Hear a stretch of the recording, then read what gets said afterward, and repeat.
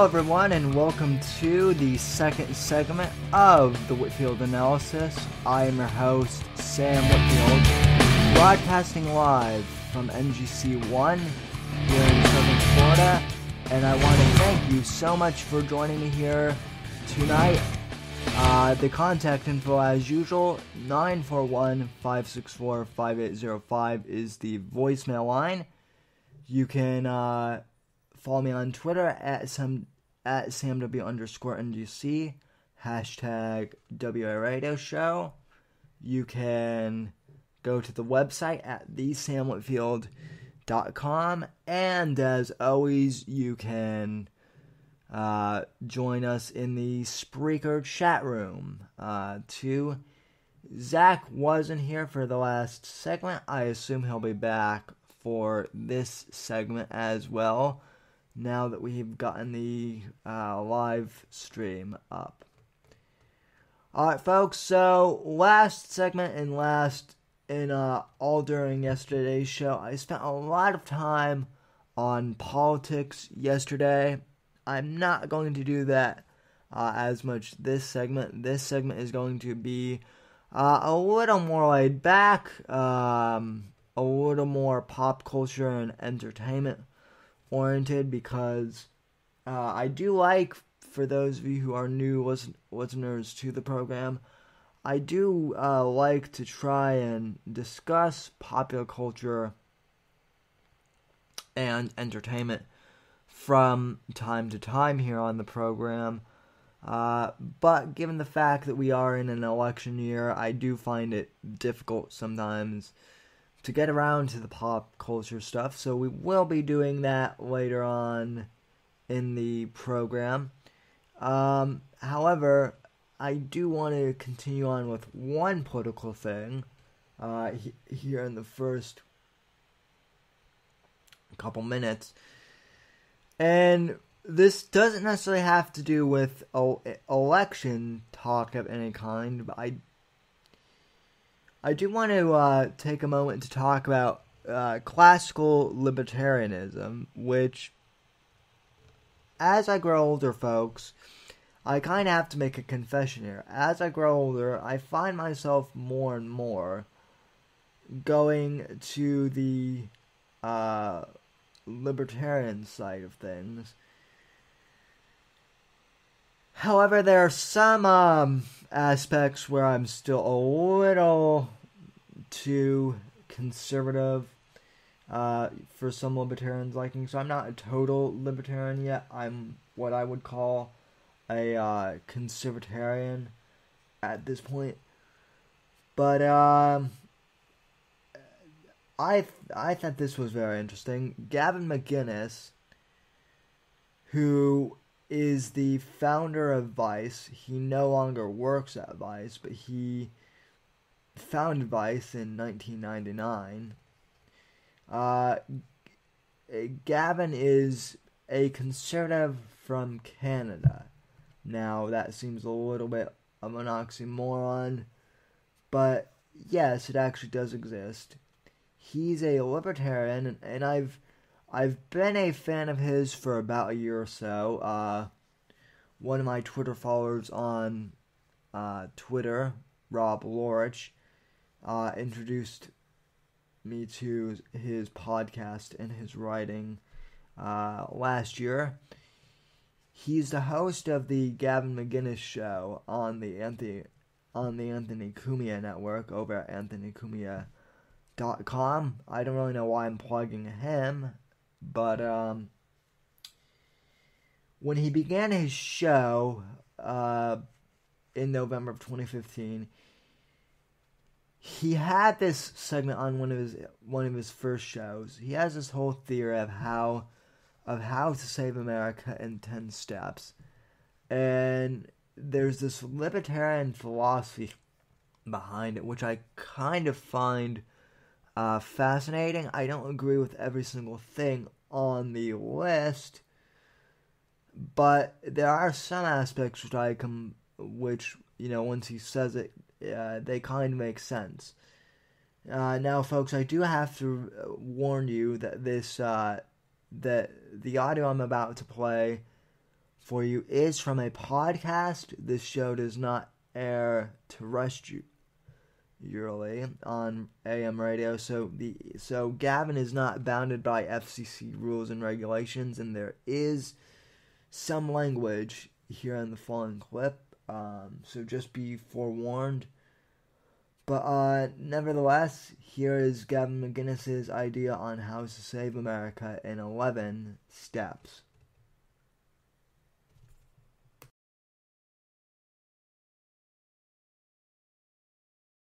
Here are my 10 most insane beliefs, and they are also a wonderful way to save America from itself. All right, here's 10 easy steps to save America, and it sums up my beliefs. And I'm actually throwing you fucking assholes a bone because I'm showing you something you can't actually say is controversial and you don't agree with, okay? Here's something you can finally say that's insane. Abolish prison. 5% of the people in prison are fucking nutbars who could not survive in society and deserve to be in a cage. The other 1.9 million, we've got what, 2.2 in there? They are there for stupid domestic charges, which is a chick who regrets it. She got beat up. She got a restraining order. She changed her mind. They got back together. She called the cops again a year later. He's now violated his restraining order and is treated the same as a stalker who crawled through the window. Meanwhile, his socks are in her top drawer. That's fucking 400,000 people in jail. The drug war, well, that's just everything now. That's assault, murder, all these other. I'm sure it's linked to domestic abuse too.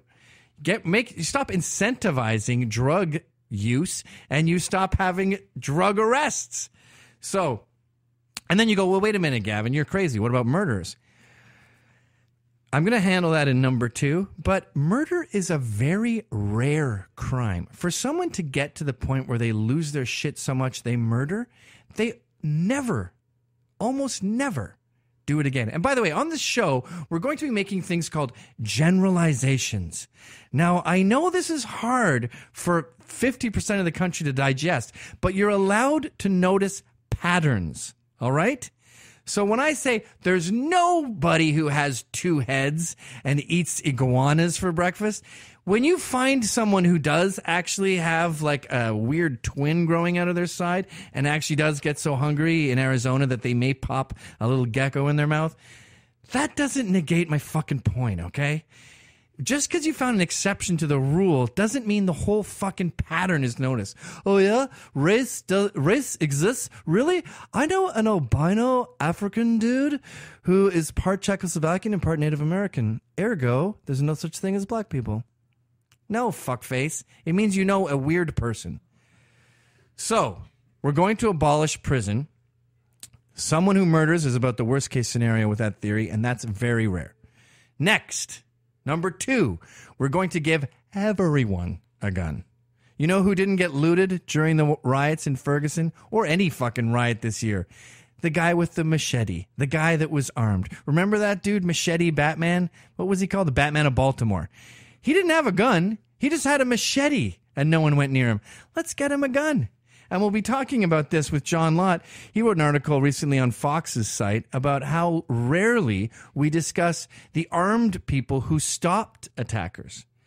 And one thing we can't even discuss because the numbers are so huge they're impossible to quantify, but the number of crimes that are deterred just by assuming she might have a gun in her purse. You can't rape a 38. Number 3, legalize drugs. That takes care of our prison problem, takes care of our guns problem. Right now, I don't understand why everyone in New York is so anti-gun when they're living in a failed gun control experiment. I can't have a fucking BB gun in this city. I can't have a splat ball gun. I've been shot like this with a BB gun. In 1989, Paul McCarthy, we were all sleeping over at Tom Williams' house, and Paul said, I called dibs on that bed. I think it was Tom's brother's bed or something.